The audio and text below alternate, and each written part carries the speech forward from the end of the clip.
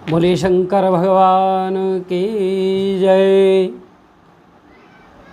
शिव परिवार की जय।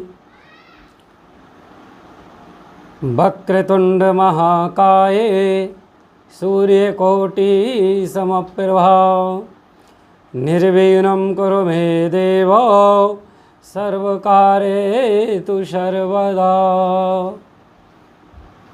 हरितालिका तीज भाद्र शुक्ल पक्ष शुक्रवार 6 सितंबर को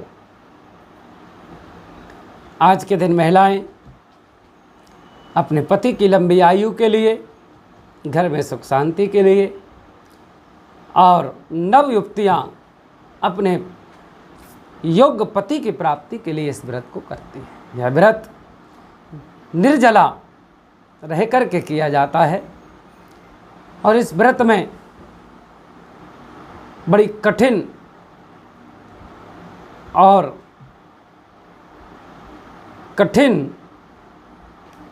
व्रत है। यह व्रत व्रतों में व्रतराज कहा गया है। आइए हरितालिका तीज की कथा के बारे में हम आपको बताते हैं। हरितालिका तीज का व्रत माता पार्वती द्वारा प्रारंभ किया गया।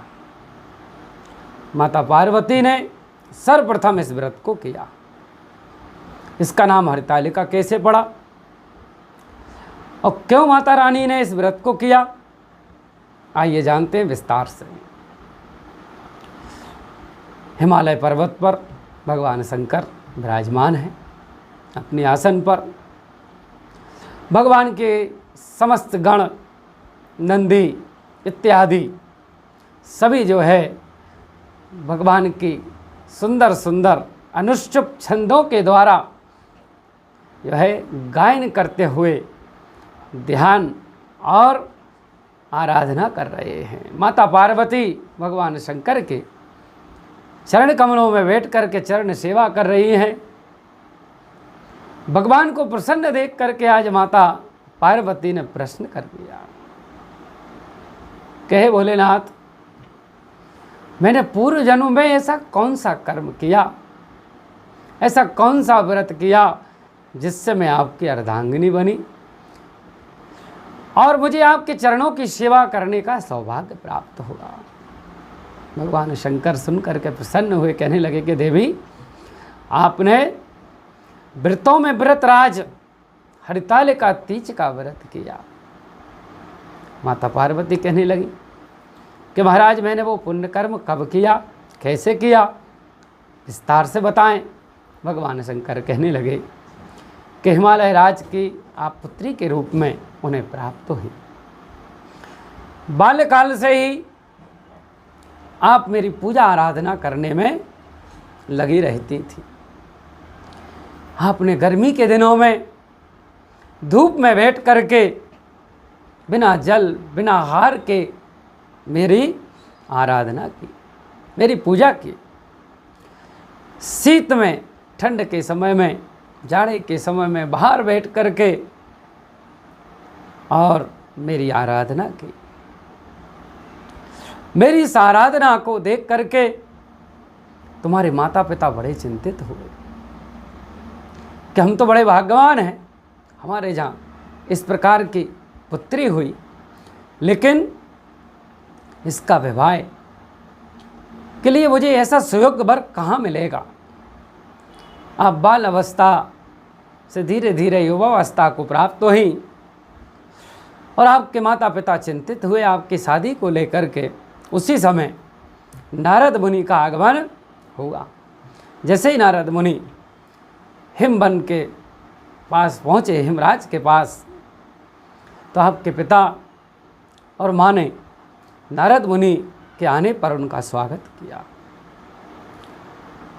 उनको अर्घ्य दिया, आसन दिया, बिठा करके प्रार्थना की कि धन्य हो गए महाराज, आज मेरा जो है हिमालय धन्य हो गया।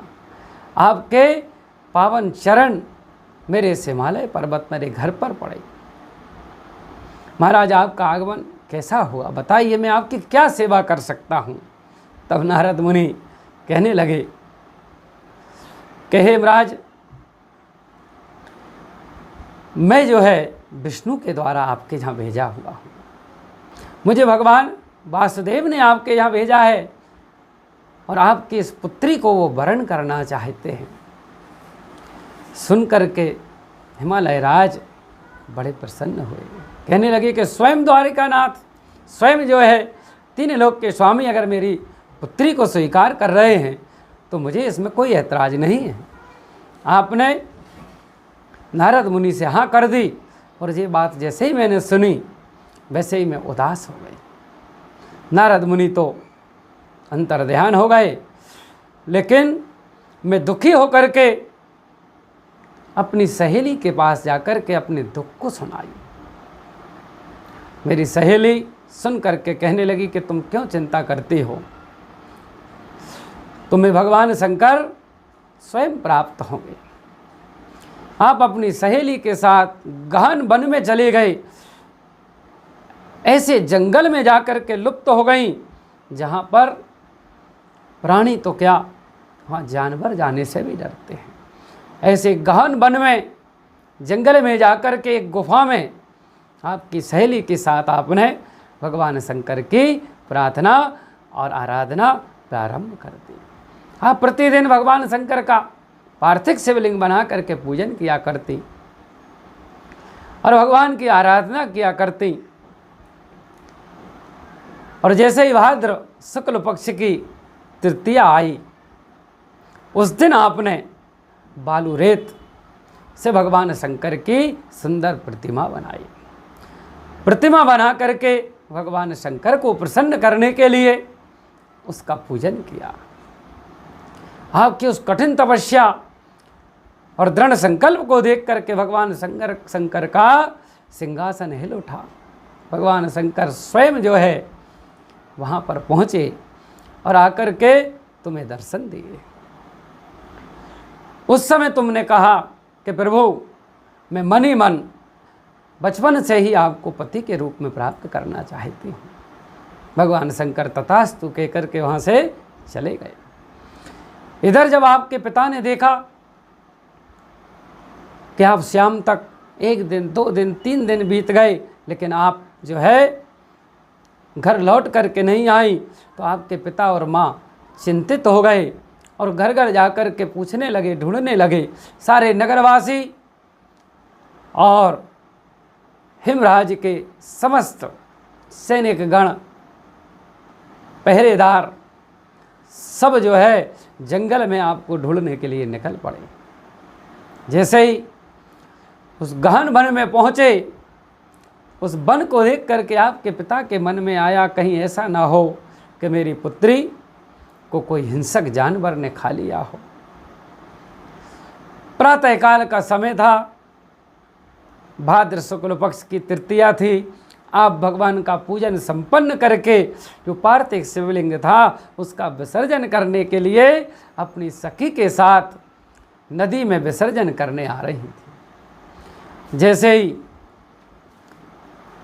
हिमराज के सैनिकों का और ग्रामवासियों की नज़र आप पर पड़ी तो सब खुशी से उछल पड़े और स्वयं तुम्हारे पिता ने आकर के तुम्हें गले से लगा लिया और कहा कि बेटी, तुम इस गहन वन में क्यों आ गई, क्या परेशानी थी। तब आपने कहा कि पिताजी, आपने मेरा विवाह भगवान विष्णु के साथ संपन्न करने का संकल्प ले लिया था और मैं तो भगवान शंकर को बचपन से ही चाहती हूँ कि मेरे स्वामी और मुझे वर के रूप में भगवान शंकर प्राप्त हों। तब आपके पिता ने आश्वासन दिया और आपको वहाँ से अपने घर लाए। भाद्रपद की तृतीया थी और जिस सखी ने तुम्हारा हरण किया था, तो इसलिए इसका नाम हरितालिका तीज व्रत पड़ गया। हरितालिका तीज का जो व्रत है ये निर्जला रह करके किया जाता है। इस दिन जल का पान भी नहीं करते हैं। कई क्षेत्रों में इसकी भगवान शंकर की पार्थिव शिवलिंग की 5 पूजा